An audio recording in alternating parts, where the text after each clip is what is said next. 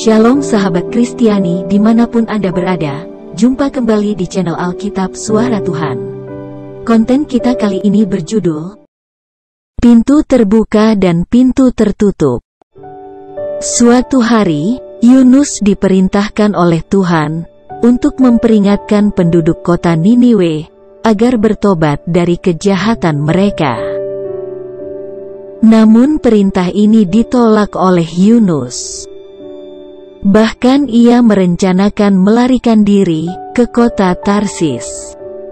Dan ternyata, ketika ia tiba di pelabuhan Yafo, didapatinya juga sebuah kapal yang siap berangkat menuju Tarsis.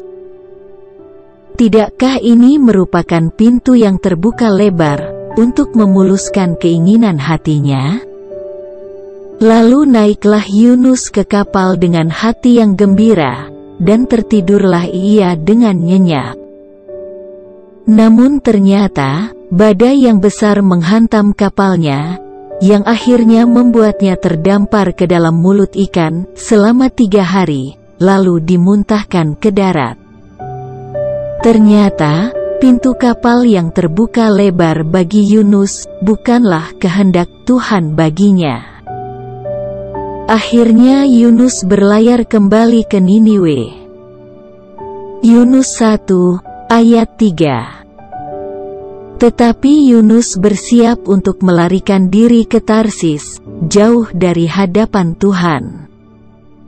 Ia pergi ke Yafo, dan mendapat di sana sebuah kapal, yang akan berangkat ke Tarsis.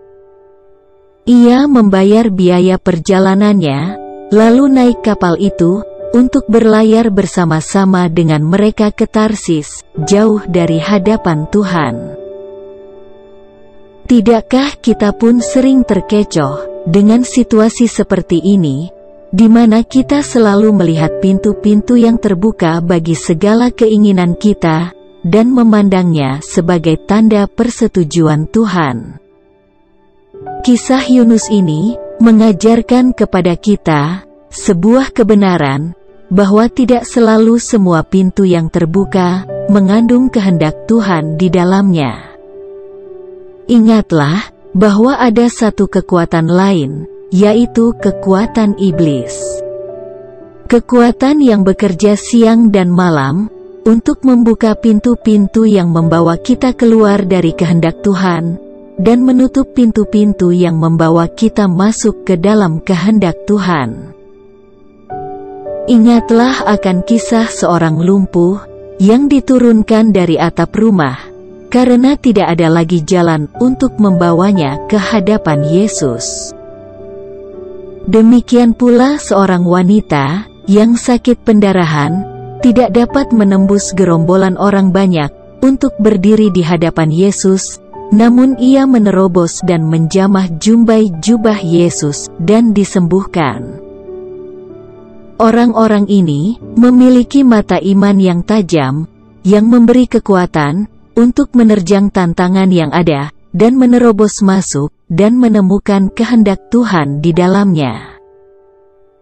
Disinilah diperlukan ketajaman mata rohani kita, untuk tidak terkecoh dengan pintu yang terbuka, namun juga tidak terperdaya dengan pintu yang tertutup. Saat ini, adakah pintu yang sedang terbuka, dan yakinkah kita akan adanya kehendak Tuhan di dalamnya? Jika tidak, tinggalkan keindahan kapal yang sedang menantikan kita ke Tarsis, dan menempuh jalan balik ke Niniwe. Atau sebaliknya, kita sedang menghadapi jalan yang tertutup, dan kita mulai meragukan kehendak Tuhan di dalamnya.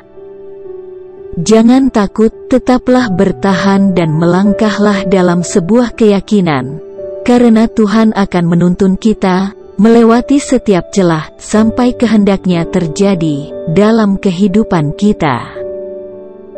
Belajarlah dari sahabat-sahabat orang lumpuh, yang membongkar atap, menjadi celah, yang dapat menurunkannya, untuk bertemu Yesus. Dan keyakinan iman wanita yang sakit pendarahan, yang terus menerobos, melewati celah-celah di antara orang banyak, dan akhirnya sampai kepada Yesus. Amin. Jangan terkecoh, tidak semua jawaban yang memuaskan keinginan kita, itu berasal dari Tuhan.